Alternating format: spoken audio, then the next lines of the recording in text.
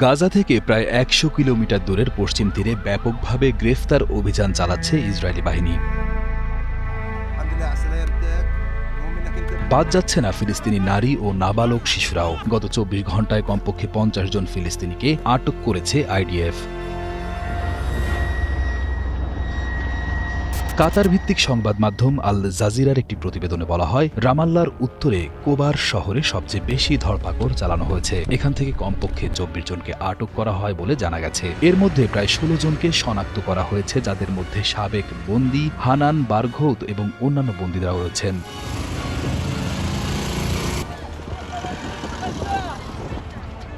এদিকে ইসরায়েলি কারাগারের সবচেয়ে দীর্ঘ সময় ধরে কারাভোগ করা ফিলিস্তিনি বন্দী নাইল বারঘৌতির বাড়িটিকে সামরিক ব্যারাকে পরিণত করা হয়েছিল।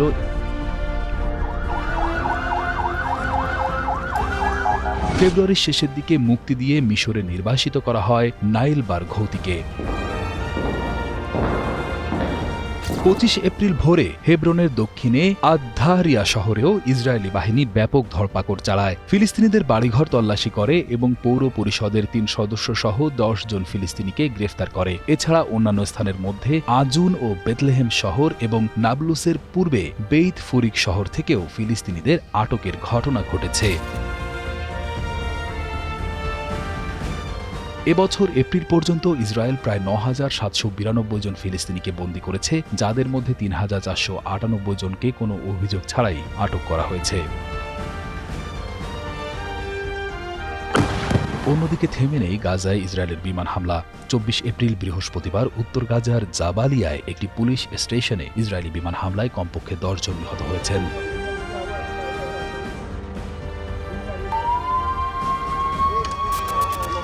ইসরায়েলি সেনাবাহিনীর দাবি, তারা হামাসের একটি কমান্ড সেন্টারে হামলা চালিয়েছে। গাজার চিকিৎসকরা জানান, দুটি ইসরায়েলি ক্ষেপণাস্ত্র একটি বাজারের কাছে অবস্থিত পুলিশ স্টেশনে আঘাত হানে, যার ফলে ১০ জন নিহত হওয়ার পাশাপাশি কয়েক ডজন লোক আহত হন। নিহতদের পরিচয় তাৎক্ষণিকভাবে স্পষ্ট করা হয়নি।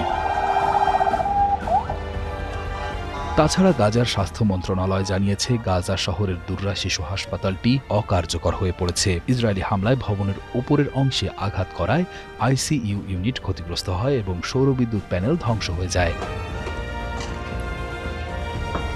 গাজার স্বাস্থ্য কর্তৃপক্ষের দাবি, ১৮ মার্চ থেকে ইসরায়েলি হামলায় ১,৯০০ জনেরও বেশি ফিলিস্তিনি নিহত হয়েছেন, যাদের মধ্যে অনেকেই বেসামরিক নাগরিক। এছাড়া ইসরায়েল গাজার একটি বাফার জোন দখল করার পর লক্ষ লক্ষ লোক বাস্তুচ্যুত হয়েছেন।